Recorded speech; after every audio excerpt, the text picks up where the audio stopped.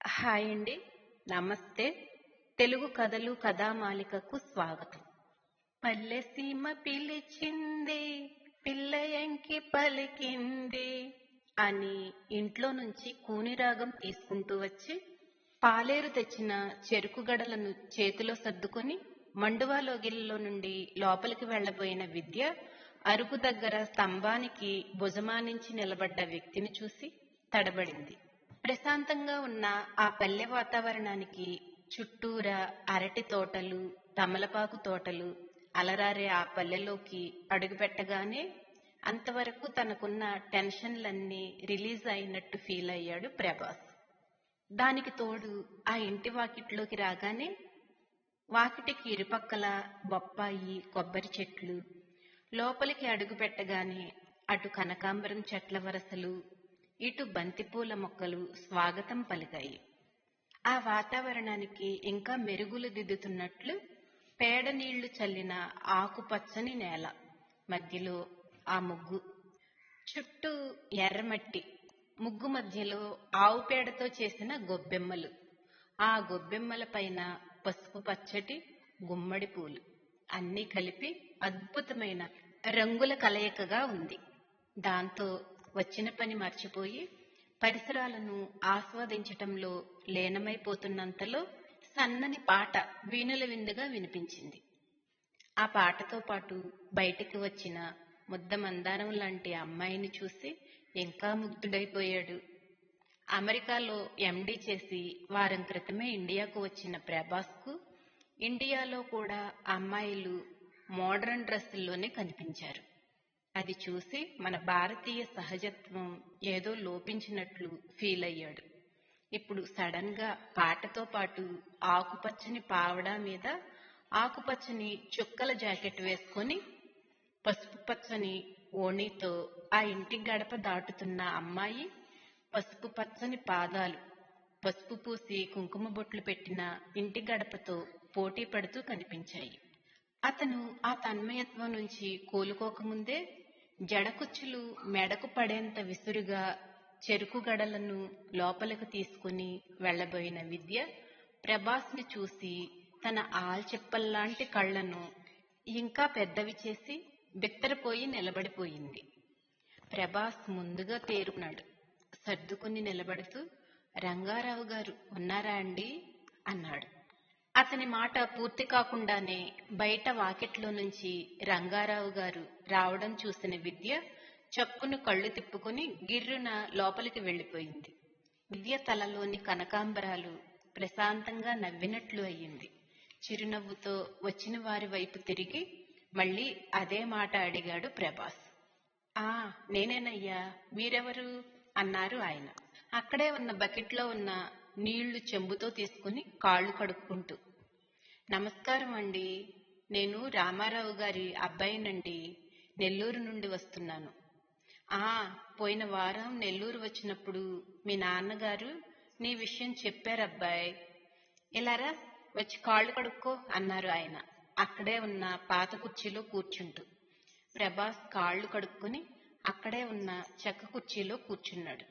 ఇంతలో లోపల నుంచి వస్తున్న కిరణ్తో, రే కిరణ్, అమ్మను 2 గ్లాసుల మజ్జిగ తీసుకుని రమ్మని చెప్పు అన్నాడు. ప్రభాస్ వైపు తిరిగి, ఎప్పుడయ్యా రావడం? ఇప్పుడు నెల్లూరు నుండి వచ్చి పడమటికి పోయిన బస్సులో దిగావా ఏం అన్నారు.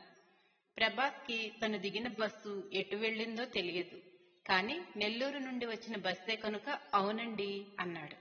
ఇంతలో ఆయన భార్య గ్లాసులతో మజ్జిగ తీసుకుని వచ్చి కుర్చీల దగ్గర పెట్టింది. మడిచీర కట్టుకుని వంట చేస్తున్నట్లుగా ఉంది ఆవిడ. ఆయన భార్య వైపు తిరిగి, ఇదిగో ఈ అబ్బాయి నా స్నేహితుడు రామారావు గారి అబ్బాయి, అమెరికాలో డాక్టర్ చదివాడు, పల్లెటూరులో ప్రాక్టీస్ పెట్టాలి అనుకుంటున్నాడట. మా పల్లెకు పంపకూడదా అని వీళ్ళ నాన్నతో అని ఉన్నాను. మన ఊరు చూసుకున్నాడు కనుక పంపాడు. ఊరు చూడటానికి డాక్టర్ గారు వచ్చారు అన్నాడు ప్రభాస్ ని పరిచయం చేస్తూ. నమస్కారం అండి అన్నాడు ప్రభాస్ ఆమె వైపు తిరిగి. ఎండలో బస్సు దిగి ఊర్లోకి రావటానికి 10 నిమిషాలు పట్టింది అతనికి. ఆ అలసట అంతా ఆ ఇంటి వాతావరణానికి కొంత, మజ్జిగ తాగగానే కొంత తగ్గినట్లు అనిపించింది ప్రభాస్కి. మంచిదే కదండి, ఈ చుట్టుపక్కల ఎక్కడా చిన్న ఆసుపత్రి కూడా లేదు. ఇటు తూర్పున ఉన్న 10 పల్లెలకు, అటు ఉత్తరాన ఉన్న 10 పల్లెలకు కూడా డాక్టర్ లేడు. ఎవరైనా ఇటు సీతారామపురం కానీ అటు పోరుమామిళ్ళ కానీ వెళ్ళవలసిందే. నువ్వు ఆసుపత్రి కట్టి డాక్టర్గా ఇక్కడుండి ఇంతమంది ప్రజలకు సేవ చేస్తూ ఉంటే నీకెంతో పుణ్యం కూడాను. అయితే టౌన్లో లాగా ఫీజులు వసూలు కావు మరి అని మంచి చెడు రెండూ చెప్తూ లోపలికి వెళ్ళింది ఆమె. అది నిజమే అబ్బాయ్, డబ్బు చూసుకుంటే మాత్రం నీకు వచ్చేది ఏమీ లేదు. ఏదో బొటాబొటిగా పనులు అవుతాయి అన్నారు ఆయన కూడా. ప్రస్తుతం డబ్బుకేమీ పర్వాలేదండి, హాస్పిటల్ కోసం స్థలం ఇప్పించండి, సొంత ఖర్చుతోనే కట్టుకుంటానండి అన్నాడు ప్రభాస్. అంతేలే, నువ్వు చేస్తున్నది మంచి పనే కనుక అందరూ సాయం చేస్తారులే. నేను కూడా ఆ ప్రయత్నంలో మా పంచాయతీలో డబ్బు గల వాళ్ళు ముందుకు వచ్చేటట్లుగా చూస్తాను. ఈ విషయం గురించి సాయంకాలం ఊర్లో వాళ్ళందరితో మాట్లాడదాం అన్నాడు ఆయన లేస్తూ. థ్యాంక్స్ అండి అన్నాడు ప్రభాస్ వినయంగా. దానికేంలే కాని నువ్వు స్నానం అది చెయ్యి, భోజనం చేద్దాం అన్నారు ఆయన లోపలికి వెళ్ళబోతూ. అబ్బే వద్దండి, నా దగ్గర బ్రెడ్ జాము ఉన్నాయండి అన్నాడు ప్రభాస్ మొహమాటంగా. ఆ మాటలకు పకపకా నవ్వారు ఆయన. భలేవాడివయ్యా, అమెరికా లాగా అంత అవసరం లేదు కాని చక్కటి భారతీయ భోజనం చేద్దాంలే అంటూ లోపలికి వెళ్ళాడు. వెళుతూ వెళుతూ అక్కడే ఎండపెట్టిన పసుపు కొమ్ములు ఆరటానికి వాటిని బాగా నేర్పుతున్న కిరణ్తో, ఒరే అబ్బాయికి వేడి నీళ్లు తోడిపెట్టు, నేను స్నానం చేసి సంధ్య మార్చుకునే లోపు అబ్బాయి స్నానం పూర్తవుతుంది అంటూ లోపలికి వెళ్లారు ఆయన. కిరణ్ వచ్చి ప్రభాస్ బ్యాగ్ తీసుకుని రండి అంటూ లోపలికి వెళ్ళాడు. లోపల విశాలమైన హాల్లో ఇనుప గొలుసులతో కట్టిన పెద్ద చెక్క ఉయ్యాల బల్ల మీద ప్రభాస్ బ్యాగ్ పెట్టాడు. ఆ బల్ల మీద కూర్చున్నాడు. ఆ హాల్లో చుట్టూరా చూశాడు. కుడిపక్క వడ్ల బస్తాలు 2 వరుసలు పేర్చున్నాయి. ఇటువైపు రాగులు గుట్టలుగా పోస్తున్నాయి. బస్తాలకు ఎత్తించాలి కాబోలు. గోడలకు చాలా మంది దేవుళ్ల ఫోటోలు వేలాడుతూ ఉన్నాయి. సంక్రాంతి పండుగ కోసం సున్నం కొట్టినట్లుగా ఉంది. ఇళ్లంతా కొత్త సున్నం వాసన వస్తుంది. ఇండియాకు రాకముందే వాళ్ళ నాన్నతో ఈ విషయం చర్చించాడు ప్రభాస్. పల్లెటూరులో పెడితే వచ్చే కష్ట నష్టాలన్నీ వివరంగా మాట్లాడుకున్నారు. రంగారావు గారి ఊరు ఇంతకు మునుపు చాలాసార్లు వాళ్ళ నాన్న వచ్చున్నాడు. తెలిసిన ఊరు, తెలిసిన వాళ్ళు కొంచెం అండగా ఉంటారని ఆ ఊర్లో హాస్పిటల్ కట్టించాలి అనుకున్నారు. వీళ్ళు ఇచ్చే స్థలం కూడా రోడ్డు పక్కనే ఉంటుంది. చాలా పెద్దగా కూడా ఉంటుంది. కొంచెం పెద్దగానే కట్టాలి అనుకున్నారు. నైట్ ప్యాంట్, టీషర్ట్, టవలు, సబ్బు వగైరాలు తీసుకుని బ్యాగ్ సర్దేంతలో కిరణ్ వచ్చాడు. నాన్న స్నానం అయిపోవచ్చింది, మీరు రండి అంటూ. ఇదిగో కిరణ్, ఈ బిస్కెట్ ప్యాకెట్ తీసుకో అన్నాడు చేతిలో ప్యాకెట్ అతని వైపు చాస్తూ. ప్రభాస్ వద్దండి అన్నాడు కిరణ్. పర్వాలేదు తీసుకో బలవంతంగా ప్యాకెట్ అతని చేతిలో పెడుతూ అన్నాడు. బట్టలు తీసుకుని దక్షిణపు వాకిలి గుండా వెనక దొడ్లోకి వెళ్ళాడు కిరణ్తో పాటుగా. దొడ్లోకి వెళ్ళగానే గెకల బావి దర్శనం ఇచ్చింది. రంగారావు గారు బకెట్లో నీళ్లు తోడుకుని పోసుకుంటూ స్నానం చేస్తున్నారు. వంటింటికి ఎదురుగా తులసి చెట్టుకి బృందావనం కట్టించి 4 వైపులా దీపం పెట్టడానికి గూళ్లు పెట్టారు. దొడ్లో అంతా చక్కటి ముగ్గులు పెట్టి ఉన్నాయి.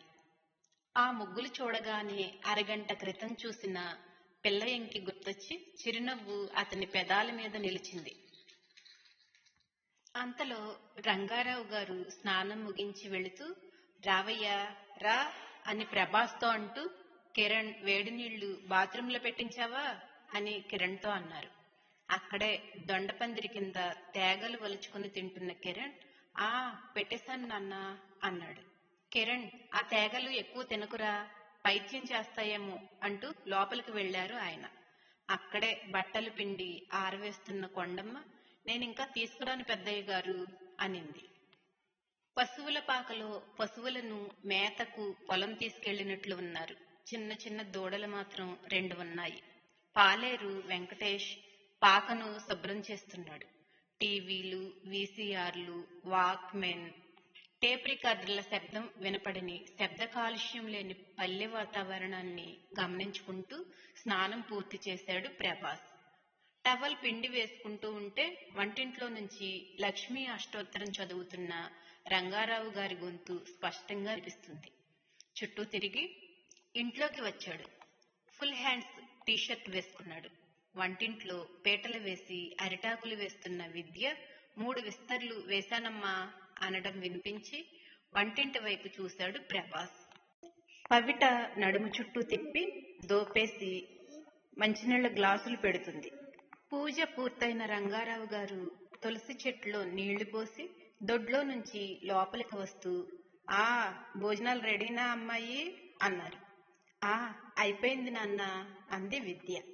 కిరణ్ భోజనానికి రా తమ్ముడిని పిలుస్తూ దొడ్లోకి వెళ్ళింది. మడిపంచి మార్చుకున్న రంగారావు గారు హాల్లోకి వస్తూ, రావయ్యా రా అన్నారు ప్రభాస్తో. ముగ్గురికి పెద్దావిడ మడితో వడ్డించింది. ఉసిరికాయ ఊరగాయ కొత్తగా పెట్టినట్లున్నారు. చాలా రుచిగా ఉంది. స్వచ్ఛమైన నెయ్యి, మేగడ పెరుగు, సాంబారు, గుమ్మడికాయ వడియాలు చేశారు. ఇండియా వచ్చిన వారం రోజుల్లో కూడా పాకెట్ నెయ్యి, పాలు ఏది స్వచ్ఛమైన వాసనతో లేదు. కానీ ఈ పల్లెటూరులో కాఫీ, పెరుగు, నెయ్యి అన్నీ అద్భుతంగా ఉన్నాయి. కొత్త అనే మొహమాటంతో ప్రభాస్ వద్దంటూ ఉంటే ఆవిడ వడ్డిస్తూనే ఉంది. అనవసరంగా పారవేయటం ఎందుకండి అన్నాడు ఆమె ఎక్కువగా వడ్డించటం చూసి. విస్తట్లో ఎక్కువై పారేస్తేనే అతిథులు తృప్తిగా తిన్నట్లబ్బాయి అందావిడ. పల్లెటూరి మర్యాదలు అన్నమాట. ఈ ఆప్యాయతలు టౌన్లో కనిపించవు కదా. ప్రభాస్ ఇంకేమీ మాట్లాడలేకపోయాడు. భోజనం చేసి పెరట్లో చేయి కడుగుతూ చూశాడు. వెనక దొడ్లో పేడతో పిడకలు చేసి గోడలకు కొడుతున్న కొండమ్మను. కొండమ్మతో మాటలు చెప్తూ పక్కనే బాదం చెట్టు నీడలో వాల్చి ఉన్న మంచం మీద కూర్చుని పెద్ద పెద్ద బాదమాకులతో విస్తళ్లు కొడుతున్న విద్యను. ఎందుకో ఈ అమ్మాయిని చూడగానే పరాయి వాళ్లను చూసినట్లు తల తిప్పుకోలేకపోతున్నాను. ఆ అమ్మాయి తన మనసుకు దగ్గరగా అనిపిస్తుంది. చూడగానే అమ్మాయి చక్కగా ఉంది అనిపిస్తుంది. అమ్మాయి తెల్లగా ఉండి బారెడు జడతో కళగా ఇంట్లో తిరుగుతుంది. ప్రభాస్కు ఎందుకో మనసులో కొత్త ఆలోచన వస్తుంది. అమ్మ నాన్న తన మాట తీసివేయరు. వాళ్లకు కూడా అభ్యంతరం పెట్టే అంశాలు ఎక్కువగా లేవని అనిపిస్తుంది. ప్రభాస్ ఇలా ఆలోచిస్తూ వరండాలో కిరణ్ వాళ్లు ఆడుతున్న పారాకటస్సు గమనించాడు. రంగారావు గారు పక్క రూంలో నుంచి చొక్కా వేసుకుంటూ బయటికి వచ్చి, నేను అలా సీతారామపురం దాకా వెళ్ళి వస్తాను. మండలం ఆఫీసులో కొంచెం పని ఉంది. 4 గంటలకు అందరితో మాట్లాడదాం. నువ్వు కొంచెం విశ్రాంతి తీసుకో అంటూ గబగబా నడిచి రోడ్డు వైపు వెళ్లారు. పల్లెటూరి వాళ్లు బస్సుల కోసం ఎదురు చూడరు. 2 మైళ్లు సులభంగా నడవగలరు. ఆ నడకే వారిని ఆరోగ్యంగా ఉంచుతుంది. ఉయ్యాల బల్ల మీద కూర్చుని బ్యాగులో నుంచి మెడికల్ జర్నల్ తీసి తిరగేస్తూ కూర్చున్నాడు. లోపల ఆ అమ్మాయి వాళ్ళ అమ్మ భోజనం చేస్తున్నట్లు ఉన్నారు. ఏరా కిరణ్, అమ్మ ఏం చేస్తుంది అంటూ ఒక ఆవిడ రావడం కనిపించింది. బల్ల మీద కూర్చున్న ప్రభాస్ను చూస్తూ ఆమె లోపలికి వెళ్ళింది. తలెత్తి ఆమెను చూసిన ప్రభాస్ మళ్లీ పుస్తకంలో తలదూర్చాడు. ఉయ్యాల కడ్డీని ఆనుకుని కూర్చుని కాళ్లు బారు చాపుకుని విశ్రాంతిగా కూర్చున్నాడు. లోపల నుంచి మాటలు వినిపిస్తున్నాయి. వచ్చిన ఆవిడ వాళ్ళ అమ్మాయి చిత్ర పెళ్లికి తేదీని నిర్ణయించుకుంటున్నట్లుగా చెప్తుంది. ఏమే విద్య, అన్నయ్య ఎక్కడికి వెళ్ళాడే అని అడుగుతుంది. పని ఉందని ఇప్పుడే మండల ఆఫీస్కి వెళ్ళాడు అత్తయ్య అంటుంది విద్య. వాళ్ళ అమ్మ కొండమ్మకి పనోళ్లకి అన్నం పెడుతుంది. విద్యకు కూడా తొందరగా ఎక్కడైనా కుదిరితే బాగుండును విద్య వాళ్ళమ్మ అంటుంది. కుదురుతుందిలే వదిన, విద్యకేం కుందనపు బొమ్మ, ఇంకా మా చిత్ర కాస్త రంగు తక్కువ కాని అంటుంది ఆ వచ్చిన ఆవిడ. ఒక 10 నిమిషాల తర్వాత తాంబూలాలు వేసుకుంటూ వాళ్ళు మాట్లాడుకునే మాటలు వినబడుతూ ప్రభాస్ చేతిలో పుస్తకం ఉన్న పుస్తకం మీద ధ్యాసను తగ్గించేశాయి. వాళ్ళ నాన్నకేమో ఉన్న ఊర్లో అయితే అమ్మాయిని దగ్గరగా చూస్తూ ఉండొచ్చని, నాకేమో చదువుకున్న పిల్ల ఇలా పల్లెలో మనలాగా కష్టపడకుండా ఉద్యోగస్తునికిస్తే సుఖపడుతుంది కదా అని అనిపిస్తుంది వదిన. విద్య వాళ్ళ అమ్మ చెప్తుంది తాంబూలం వేసుకుంటూ. ఆ మాటలకు ప్రభాస్ పెదాల మీద చిరునవ్వు కదలాడింది. తన ఊహకు దగ్గరగా వస్తున్నారా వాళ్ళు అనిపించింది. అంతలో ఆ వచ్చిన ఆవిడ గొంతు తగ్గించి, ఆ ఉయ్యాల బల్ల మీద అబ్బాయి ఎవరి వదినా అంది. అమెరికాలో డాక్టర్ కోర్సు చదివాడట, ఈ ఊరిలో ఆసుపత్రి పెడతాడట అంది విద్య వాళ్ళ అమ్మ. ఇంకా నెల్లూరులో తెలిసిన వాళ్ళ అబ్బాయి అటమ్మా. మనం స్థలం ఇస్తే మన ఊరిలో ఆసుపత్రి కట్టించుకుని ఎక్కడే ఉండి వైద్యం చేస్తాడట. బాగా డబ్బున్న వాళ్లేనట. పల్లెటూరి వాళ్లకు సేవ చేయాలని ఆ అబ్బాయి కోరికట. మీ అన్నయ్య గారు ఆసుపత్రి కట్టుకోవటానికి మా పాత మిద్దె దగ్గర స్థలం ఇస్తానన్నారట. ఇంకా పెద్ద రైతుల దగ్గర నుంచి చందాలు కూడా వసూలు చేస్తారట. ఆ విషయాలు మాట్లాడటానికి వచ్చాడట అంటుంది చిన్నగా విద్య వాళ్ళ అమ్మ. అయ్యో, అమెరికాలో చదివి ఇక్కడేమి ఉండగలడు వదినా ఈ అబ్బాయి? ఉన్నా అతని భార్య ఒప్పుకోవద్దు. చదువుకున్న ఆడవాళ్లు పల్లెటూర్లలో ఉండటానికి వాళ్ళకి తోచదు కదా అంది ఆవిడ. చదివింది అమెరికాలోనైనా మొన్నటిదాకా ఉండింది మన దేశంలోనే కదమ్మా. ఏదో ఇలాంటి వాళ్ళకైనా మంచి బుద్ధి పుడితే మనతో పాటు మన చుట్టుపక్కల ఊరి వాళ్లకు కూడా ఆసుపత్రి లేని కొరత తీరుతుంది అంది విద్య వాళ్ళమ్మ. వింటున్న ప్రభాస్ ఆలోచనలు బలపడటానికి ఇంకొక విషయం తోడైనట్లు అయింది. అంతేలే, మరి అవును, ఆ అబ్బాయికి పెళ్ళయిందా? వాళ్ళు మనవాళ్లేనా? ఎంత గుసగుసగా మాట్లాడుతున్నా ప్రభాస్కి వినపడుతున్నాయి వాళ్ళ మాటలు. ఆ మనవాళ్లే, పాత జమీందారు వాళ్ళని చెప్తాను చూడు, వాళ్ళ అబ్బాయి ఇంకా పెళ్లి కాలేదు. మరైతే ఆ ఆసుపత్రి విషయం పూర్తయ్యే సమయానికి మన విద్యకు సరిపోతాడేమో చూడకూడదు. వాళ్ళ ఆలోచనలు ఎలాగున్నాయోలే వదినా. ఆ అమ్మాయి ఇంటర్ వరకే కదా చదివింది. అవును, ఆ అబ్బాయి నిద్రపోయాడా అంది వాళ్ళ అమ్మ అనుమానంగా. ఆ నిద్రపోయినట్లే ఉన్నాడులే అంది ఆవిడ.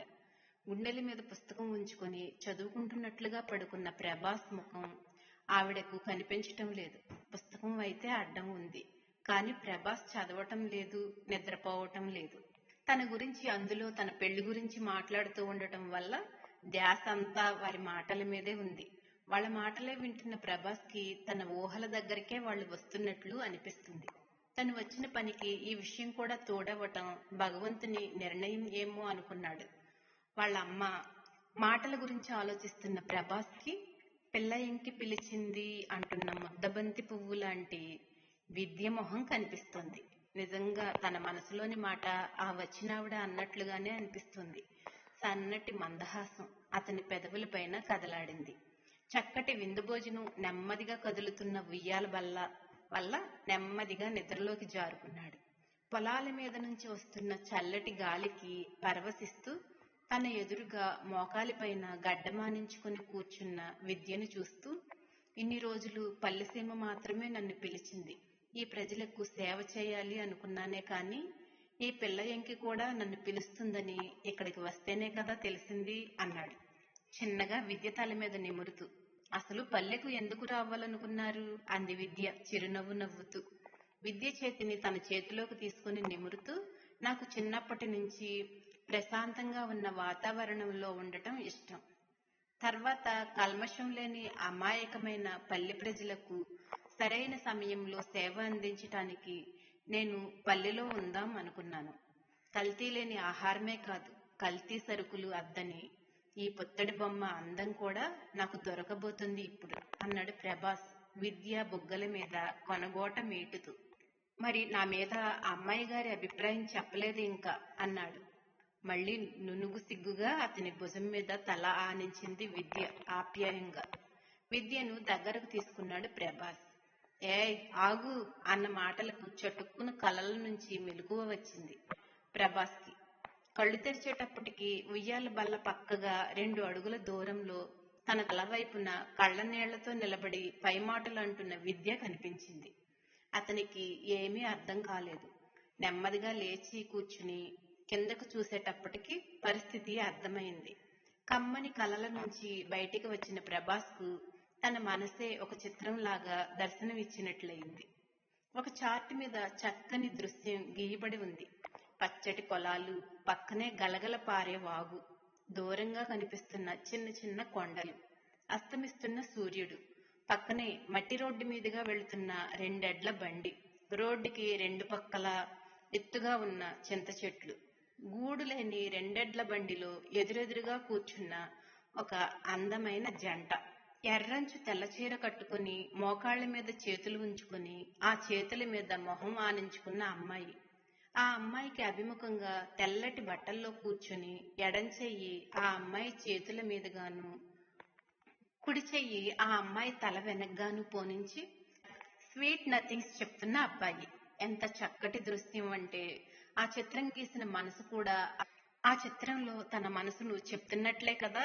ఊహల పల్లకీలో ఊరేగుతున్నది వధువు. సినిమా పాటను టైటిల్ గా వ్రాసింది. తనకు వచ్చిన బంగారు కల నిజమై తన ఎదురుగా నిలిచిందా అన్నట్లుగా అనిపించింది ప్రభాస్కి. చిత్రం మీద నుంచి పక్కకు చూస్తే పక్కనే ఉన్న రంగు సీసాల నుంచి చిత్రానికి ఎడమ పక్కగా ఒలికిన పసుపు పచ్చ రంగును పల్చటి బట్టతో ఎడం చేతితో ఒత్తుతున్న విద్య కనిపించింది. బుగ్గల మీద నుంచి జారుతున్న కన్నీళ్లు. చిత్రం వేస్తూ మధ్యలో లేచినట్లుగా కుడి చేతిలో బ్రష్ ఉంది. ఏమైంది? లేచి నిలబడుతూ అన్నాడు ప్రభాస్.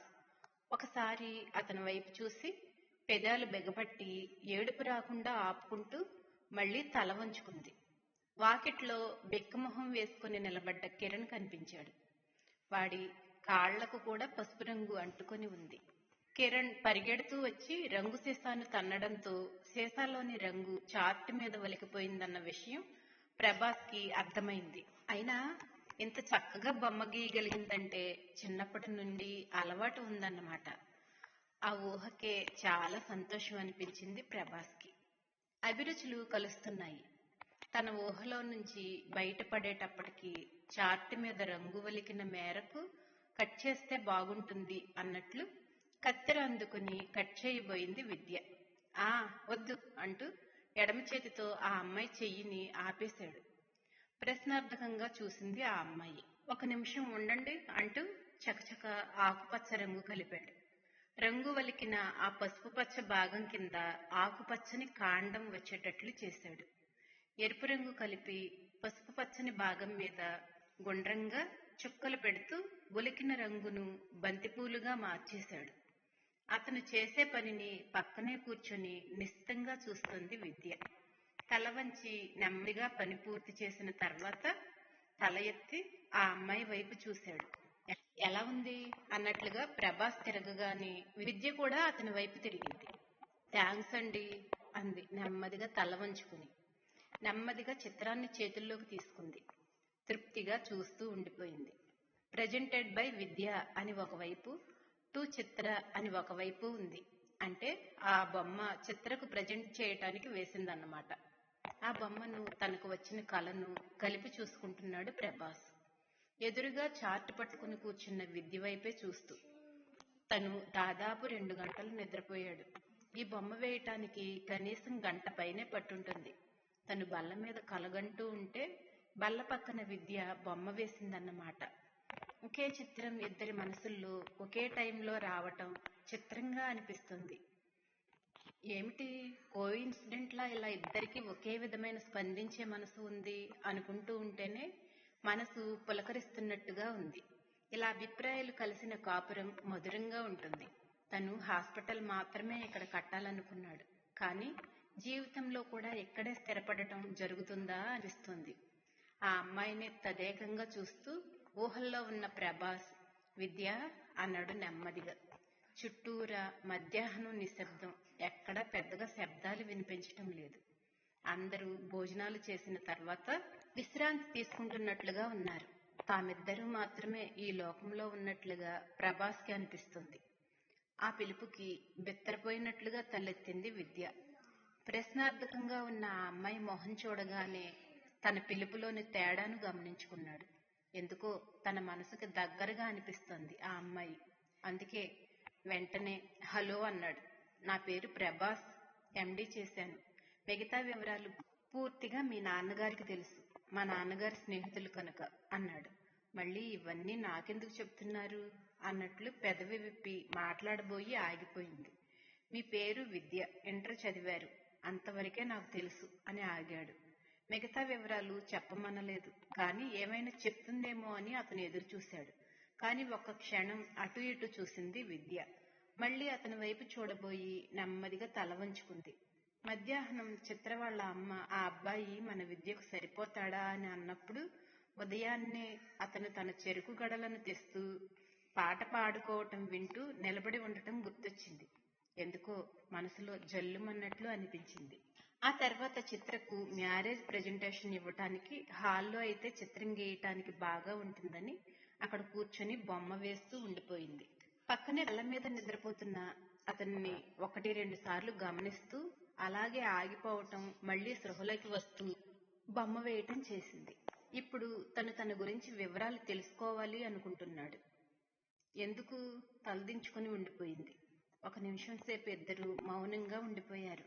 నేను హాస్పిటల్ కట్టుకుని ఇక్కడే ఉండాలి అనుకుంటున్నాను. మళ్ళీ చెప్పటం ఆపాడు. తను ఏమైనా మాట్లాడుతుందేమో అని. 1 నిమిషం తలెత్తి అతన్ని చూసింది. చిరునవ్వుతో ప్రభాస్ తననే గమనిస్తున్నాడు. ఆమె కళ్ళెత్తి చూడగానే ఒక మాట అడగమంటారా అన్నాడు. నెమ్మదిగా కళ్ళు వాల్చుకుని తల ఊపింది అడగమన్నట్లుగా. నా మీద మీ అభిప్రాయం చెప్పగలరా?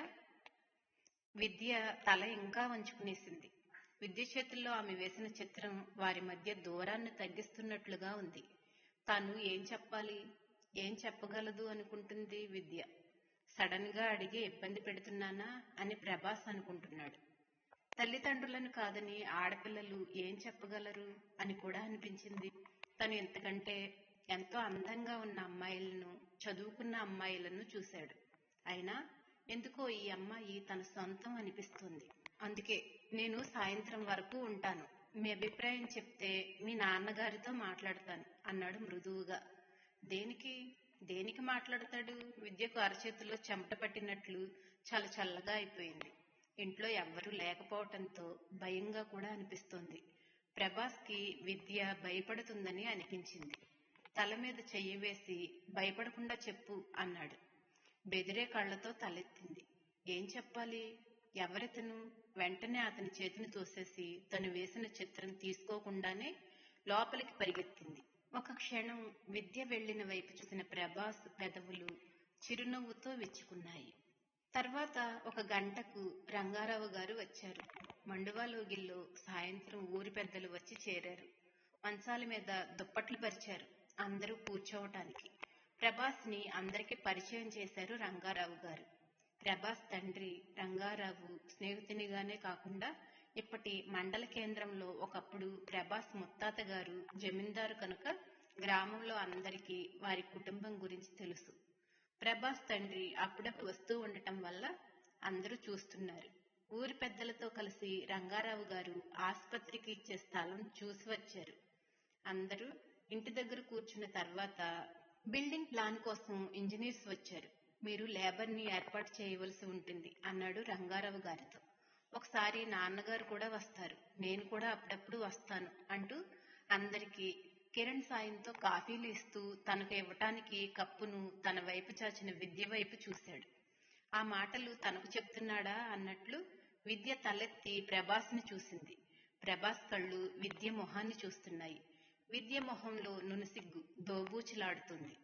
చిలిపిగా చూస్తున్నాడా అనిపించింది విద్య. అందరూ కాఫీలు తాగుతూ ఒకరితో ఒకరు మాట్లాడుకుంటున్నారు. ప్రభాస్ కి ఎదురుగా ఉన్న విద్య మొహం ఎవ్వరికీ కనిపించటం లేదు. ప్రభాస్ కూడా తననే చూస్తూ ఉండటం గమనించి చప్పున కళ్ళు వాల్చుకుంది విద్య. థ్యాంక్ యూ అన్నాడు. విద్య కోపడనందుక కాఫీకా అతనికే తెలియలేదు. విద్య మౌనంగా అవతలికి వెళ్ళింది. తర్వాత చర్చ ఆసుపత్రికి ఇచ్చే విరాళాల గురించి జరిగింది. భవనదాతగా రంగారావు గారి పేరు వ్రాసేటట్టుగాను, 10 పడకల ఆసుపత్రి కనుక మిగతా పెద్ద మొత్తంలో డబ్బు ఇచ్చిన వాళ్ల పేర్లు ఒక్కో గదికి వ్రాసేటట్టుగాను, ఇంకా ఖరీదైన మిషన్స్ కు కూడా వ్రాయించాలని అనుకున్నారు. ఎమ్మెల్యే గారితో ప్రభాస్ వాళ్ళ నాన్నగారు మాట్లాడేటట్టుగా నిర్ణయించుకున్నారు. చివరిలో రంగారావు గారు ఇలా చెప్పారు. మన ఊర్లో ఆసుపత్రి పెట్టాలనే ఆలోచన ఇలాంటి యువకులకు రావటం మన ఊరి వాళ్ళ అదృష్టం. టౌన్ వాతావరణానికి అలవాటు పడి అక్కడే ఉంటామని అనకుండా కనీసం 10కొక్కరైనా ఇలా పల్లెల్లో వైద్యం చేయటానికి రావాలి. మనమందరం కూడా ఈ మహత్కార్యంలో పాలు పంచుకుందాం. ఆసుపత్రి వీలైనంత తొందరలో పూర్తయ్యేటట్టు చూద్దాం అన్నారు. అందరూ అలాగే అని చప్పట్లు కొట్టారు. ప్రభాస్ అందరికీ నమస్కారం చేశాడు. వాళ్ళని సాగనంపి రంగారావు గారు ప్రభాస్ లోపలికి వచ్చారు. ప్రభాస్ బ్యాగ్స్ సర్దుకోవటానికి బల్ల దగ్గరికి వచ్చాడు. బల్ల మీద రంగారావు కూర్చుని ఆసుపత్రి కోసం చందాలు వసూలు చేయదగ్గ వారి పేర్లు, వివరాలు వరుసగా లిస్టు తయారు చేసుకుంటున్నారు. కూర్చోవయ్యా అన్నారు ఆయన. వస్తున్నానండి, బట్టలు తీసుకొచ్చుకుంటాను అంటూ దొడ్లోకి వెళ్ళాడు. వెనక్కి వెళ్ళేటప్పటికి సాయంకాలం మొహం కడుక్కొని టవల్తో మొహం తుడుచుకుంటున్న విద్య అతన్ని చూసి అక్కడే నిలబడిపోయింది. విద్యను చూసి ప్రభాస్ కూడా ఆగిపోయాడు. విద్య తనే పిలిచాడు. నేను ఇప్పుడు నెల్లూరుకి వెళ్తున్నాను. ఆ మాటలు ఎవరైనా విన్నారేమోనని చుట్టూ చూసింది. ఎవరూ దగ్గరలో లేరు. తేగ మీద బట్టలు తీసుకున్నాడు. విద్య ఏమీ మాట్లాడలేదు. ఒక్క క్షణం నిరాశగా అనిపించినా తను అమ్మాయికి ఆలోచించుకోవటానికి టైం ఇవ్వటం మంచిది అనిపించింది. ఓకే బాయ్ అంటూ వెనక్కి తిరగబోయాడు. అప్పుడు నెమ్మదిగా తలెత్తింది. ఏదో మాట్లాడబోతూ ఆగిపోయింది. అది అర్థమై ప్రభాస్ ఆగాడు. విద్య చేతిలో టవల్ మెలిపెడుతుంది. ఏం చెప్పాలి, ఎలా చెప్పాలి అనుకుంటుంది. ప్రభాస్ విద్యనే చూస్తున్నాడు. మీరు నాన్నగారితో మాట్లాడండి, చిన్నగా వణుకుతున్న గొంతుతో అనేసి తల వంచుకొని ఉండిపోయింది. ఒక క్షణం దీర్ఘంగా శ్వాస వదిలాడు ప్రభాస్. థ్యాంక్ యూ అన్నాడు తృప్తిగా. సాయంకాలపు చల్లగాలులు వాళ్ళిద్దరినీ ఆప్యాయంగా స్పృశిస్తున్నట్లుగా అనిపించింది. అవును, ఏం మాట్లాడాలి? విద్యను ఆట పట్టిస్తున్నట్లుగా అన్నాడు. ప్రశ్నార్థకంగా తలెత్తి ప్రభాస్ను చూసిన విద్య అతని కళ్లల్లో అల్లరిని చూసి చిరునవ్వుతో సిగ్గు కలగలిపి సన్నగా నవ్వింది తల వంచుకుంటూ. Good night and sweet dreams అన్న ప్రభాస్ మాటలకు చిరునవ్వుతో తలెత్తింది. అతను నవ్వటం గమనించి తను చిన్నగా గుడ్ నైట్ అనేసి లోపలికి పరిగెత్తిపోయింది. ప్రభాస్ లోపలికి వచ్చేసరికి రంగారావు గారు దాతల లిస్టు పూర్తి చేసుకున్నారు. ప్రభాస్ బ్యాగ్ సర్దుకుని వెళ్ళి వస్తానండి అన్నాడు. ఉండవయ్యా, రేపు వెళ్దువు గాని అన్నారు రంగారావు గారు లేస్తూ. లేదండి, మళ్ళీ 2 రోజుల్లో వస్తాను అన్నాడు ప్రభాస్. ఉండైతే టిఫిన్ పంపిస్తాను అంటూ లోపలికి వెళ్ళాడు ఆయన. లోపలికి వెళ్లి ఆవిడ్ని పిలుస్తూ ఏదో చెప్తున్నాడు. ఆవిడ లేనట్లుంది. అలాగే నాన్న అని విద్య చెప్పడం వినిపించింది. లోపల నుంచి సున్నుండలు ప్లేట్లో పెట్టుకుని విద్య నెమ్మదిగా ప్రభాస్ ఉన్న బల్ల దగ్గరికి వచ్చింది. విద్యను చూసిన ప్రభాస్ తనే లేచి ప్లేట్ అందుకొని బల్ల మీద పెట్టి విద్యను చేతుల్లోకి తీసుకున్నాడు. రేపు మా నాన్నగారు ఇక్కడికి వచ్చి మీ నాన్నగారితో మాట్లాడతారు. మర్నాడు నేను మా అమ్మ నాన్న వస్తాం. అందుకే నేను ఇప్పుడు త్వరగా వెళ్తున్నాను అన్నాడు ప్రభాస్. అతని మాటలు వింటూ ఒక క్షణం కళ్ళు మూసుకుంది విద్య. అతని పెదవులు విద్యుదురును అనురాగంగా చుంబించాయి. దూరంగా రాముల వారి గుడిగంటలు వారి హృదయ స్పందన తెలిసినట్టుగా వారిని ఆశీర్వదిస్తున్నట్లుగా పలికాయి. Like and subscribe my channel. Thank you.